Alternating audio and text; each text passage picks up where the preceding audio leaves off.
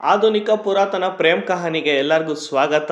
ಇದು ರಾಜಧಾನಿ ಐಕ್ಳು. ಬನ್ನಿ, ಕಥಾವೈಭವ ಸಿನಿಮಾ ನೋಡ್ಕೊಂಡು ಬಂದಿದ್ದೀನಿ. ನನಗೇನು ಅನ್ನಿಸ್ತು ಅನ್ನೋದು ನಾನು ಹೇಳ್ತೀನಿ. ಚಾನಲ್ಗೆ ಹೊಸ್ದಾಗಿ ಬಂದಿರೋರಿದ್ರೆ ಇವಾಗಲೇ ಸಬ್ಸ್ಕ್ರೈಬ್ ಮಾಡ್ಕೊಳ್ಳಿ. ಮತ್ತಷ್ಟು ಕನ್ನಡ ಸಿನಿಮಾ ಮತ್ತು ಇತರ ಭಾಷೆ ಸಿನಿಮಾಗಳ ಮಾಹಿತಿಗಳಿಗಾಗಿ ಬೆಲ್ ಐಕಾನ್ನ ಪ್ರೆಸ್ ಮಾಡ್ಕೊಳ್ಳಿ. ಮ್ಯಾಟ್ರ್ ಮುಗಿಸ್ಬಿಡೋಣ, ಕಮಾನ್. ಸಿಂಪಲ್ ಕತೆಗಳಿಗೆ ಫೇಮಸ್ ಆಗಿರುವಂತ ಸುನಿ ಅವರ ದೊಡ್ಡ ಬಜೆಟ್ ಸಿನಿಮಾನೇ ಈ ಗತವೈಭವ. ದುಷ್ಯಂತ್ ಮತ್ತೆ ಆಶಿಕಾ ರಂಗನಾಥ್ ಇಲ್ಲಿ ಮೇನ್ ಲೀಡಲ್ ಕಾಣಿಸ್ಕೊಂಡಿದ್ದಾರೆ. ಬನ್ನಿ, ಇವ್ರ ಪರ್ಫಾರ್ಮೆನ್ಸ್ ಯಾವ ತರ ಇದೆ, ಸಿನಿಮಾ ಕತೆ ಹೇಗಿದೆ, ಜನಕ್ಕೆ ಇಷ್ಟ ಆಯ್ತಾ, ನನಗೆ ಯಾವ್ದು ಕಷ್ಟ ಆಯ್ತು ಅನ್ನೋದು ಇವಾಗ ಡಿಸ್ಕಸ್ ಮಾಡೋಣ. ಸಿಂಪಲ್ ಸುನಿ ಅವರ ಸಿನಿಮಾಗಳಲ್ಲಿ ಒಂದು ಗಮನಿಸ್ಬೇಕಪ್ಪ, ಹೆಸರುಗಳು ಮಾತ್ರ ಸಕ್ಕದಾಗಿರ್ತಾರೆ. ಈ ಸಿನಿಮಾದಲ್ಲೂ ಅಷ್ಟೇ. ಹೀರೋಯಿನ್ ಹೆಸರು ಆಧುನಿಕ, ಹೀರೋ ಹೆಸರು ಪುರಾತನ್.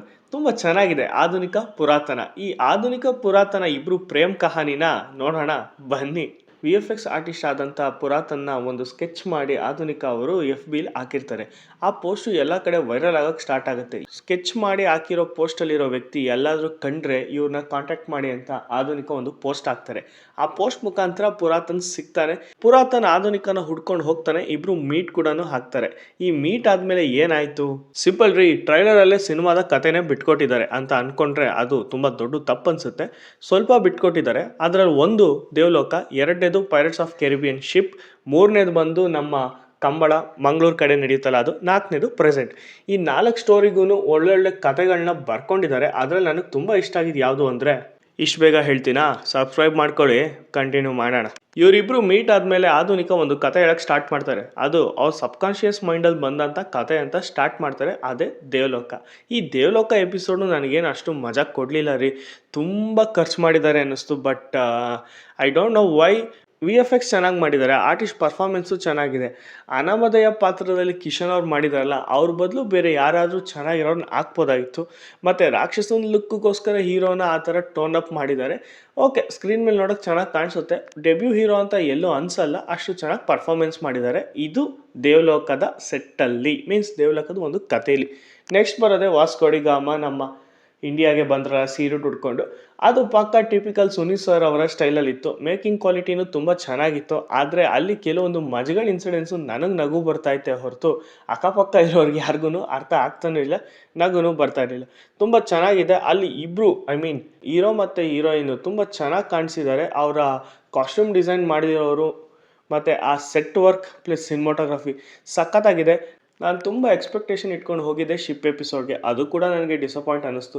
ಅಲ್ಲೂ ಹೀರೋ ಸಾಯೋದು, ಹೀರೋಯಿನ್ ಸಾಯೋದು, ಎಲ್ಲರೂ ಸಾಯೋದು ಇದೆ. ಬಟ್ ರಿವೀಲ್ ಮಾಡೋಣ ಅನ್ಕೋತೀರಾ? ಇಲ್ಲ ರೀ, ಸಿನಿಮಾ ನೋಡಿ, ಚೆನ್ನಾಗಿದೆ. ಓಕೆ, 2 ಜನ್ಮದಲ್ಲೂ ಹೀರೋ ಹೀರೋಯಿನ್ ಸಿಗಲ್ಲ. ಅನಾಮಧೇಯ ಶಾಪ್ ಹಾಕಿದ್ದಾನೆ, ಟ್ರೈಲರಲ್ಲೇ ರಿವೀಲ್ ಆಗಿದೆ. 3ನೇ ಜನ್ಮದಲ್ಲಾದರೂ ಸಿಗ್ತಾರ? ಚಾನ್ಸೇ ಇಲ್ಲ ಅನ್ಕೋತೀರಾ? ಅಲ್ಲೇ ಟ್ವಿಸ್ಟ್ ಇರೋದು, ದೊಡ್ಡ ಟ್ವಿಸ್ಟ್ ಇದೆ. ಪರ್ಸ್ನಲಿ ನನಗೆ ಫಸ್ಟ್ ಹಾಫಲ್ಲಿ ಓಕೆ ಅನ್ಸಿದ್ರು, ಸೆಕೆಂಡ್ ಹಾಫ್ ಮಾತ್ರ ಚಿಂದಿಯಾಗಿದೆ, ಬೆಂಕಿಯಾಗಿದೆ. ಬಿಕಾಸ್ ಆ್ಯಕ್ಚುಯಲ್ ಕತೆ ಇರೋದೇ ಸೆಕೆಂಡ್ ಹಾಫಲ್ಲಿ. ಆ pre independence time, I mean Mangaluru episode ಇದೆಯಲ್ಲ, ಕಂಬಳ ಎಪಿಸೋಡು, ಹ್ಯಾಟ್ಸ್ ಆಫ್ ರೀ. ಪ್ರತಿಯೊಂದು ಕ್ಯಾರೆಕ್ಟರು, ಪ್ರತಿಯೊಂದು ಸೆಟ್ ವರ್ಕ್ ಆಗಿರ್ಬೋದು, ಲೈವ್ ಲೊಕೇಶನಲ್ಲೇ ಶೂಟ್ ಮಾಡಿದ್ದಾರೆ. ಕೆಲವೊಂದು ಸಣ್ಣ ಪುಟ್ಟ ಸೆಟ್ ಹಾಕ್ಕೊಂಡಿದ್ದಾರೆ. ತುಂಬ ಚೆನ್ನಾಗಿದೆ. ಹೀರೋ ಹೀರೋಯಿನ್ ಪರ್ಫಾರ್ಮೆನ್ಸ್ ಮಾತ್ರ ಅದ್ಭುತ, ಅಮೋಘ. ನೀವು ಏನು ಬೇಕಾದ್ರೂ ವರ್ಣಿಸ್ಬೋದು. ನಾನು ಕಾಸು ಕೊಟ್ಟಿದ್ದಕ್ಕೆ ಫಸ್ಟ್ ಆಫ್ ಆಲ್ ಎಲ್ಲೋ ಚೂರು ಮೋಸ ಆಯ್ತಲ್ಲಪ್ಪ ಅನ್ನಿಸ್ತಾ ಇತ್ತು. ಅದನ್ನೆಲ್ಲ ಮರೆಸಿದ್ದೆ ಸೆಕೆಂಡ್ ಹಾಫು. ಸತ್ಯ ಹೇಳ್ತೀನಿ ರೀ, ಸೆಕೆಂಡ್ ಹಾಫಲ್ಲಿ ಮಾತ್ರ ಎಲ್ಲರೂ ಸಕ್ಕದಾಗಿ ಆ್ಯಕ್ಟ್ ಮಾಡಿದ್ದಾರೆ. ಪ್ಲಸ್ ಎಲ್ಲ technicians super. Suni sir writing, ಅವರಿಬ್ಬರು ಆ ಲವ್ ಸ್ಟೋರಿ, ಆ ಬ್ಯಾಕ್ಗ್ರೌಂಡ್ ಮ್ಯೂಸಿಕ್ಕು, ಆ ಒಂದು ಟೈಮಲ್ಲಿ ನಮಗೆ ಎಷ್ಟು ಕನೆಕ್ಟ್ ಆಗ್ತೀವಿ ಅಂದರೆ, ಅಯ್ಯೋ ಯಾಕೆ ಹಿಂಗೆ ಮಾಡ್ತಾ ಇದ್ದಾರೆ ಇವರು, ಹೇಳಂಗಿಲ್ಲ ಬಿಡೋಂಗಿಲ್ಲ, ಆ ಥರ ಕನೆಕ್ಟ್ ಆಗ್ತೀವಿ. But as usual Suni sir ಅವರ ಟ್ರೀಟ್ಮೆಂಟ್ಗಳಲ್ಲಿ ಫಸ್ಟ್ ಹಾಫ್ಗಿಂತ ಸೆಕೆಂಡ್ ಹಾಫೇನೆ ಸೂಪರಾಗಿತ್ತು.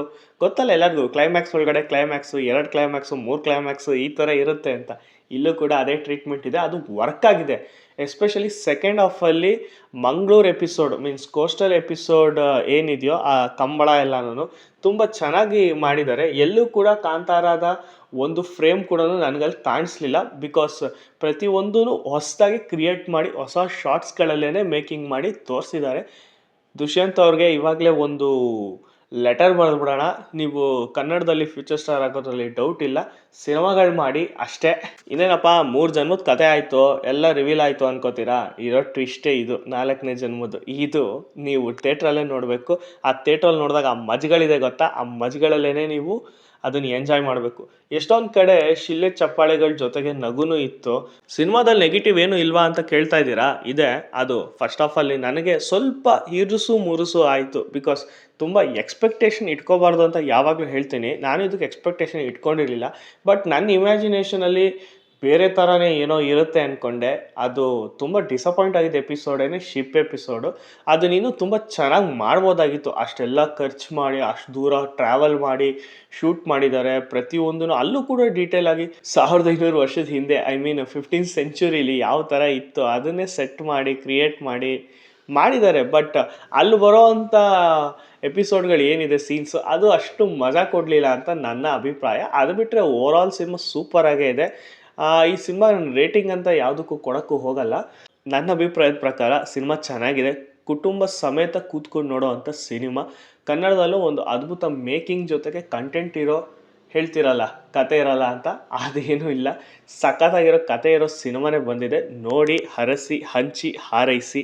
ಮತ್ತಷ್ಟು ಸಿನಿಮಾ ಮಾಹಿತಿಗಳಿಗಾಗಿ ರಾಜಧಾನಿ ಐಕ್ಲು ಚಾನಲ್ನ ಸಬ್ಸ್ಕ್ರೈಬ್ ಮಾಡ್ಕೊಳ್ಳಿ. ಧನ್ಯವಾದಗಳು. ಮತ್ತು ಗತವೈಭವನ ಥಿಯೇಟ್ರಲ್ಲೇ ನೋಡಿ, OTT ಅಥವಾ ಟಿ ವಿಗೆ ಬರೋ ತನಕ ಕಾಯಕ್ಕೆ ಹೋಗಬೇಡಿ.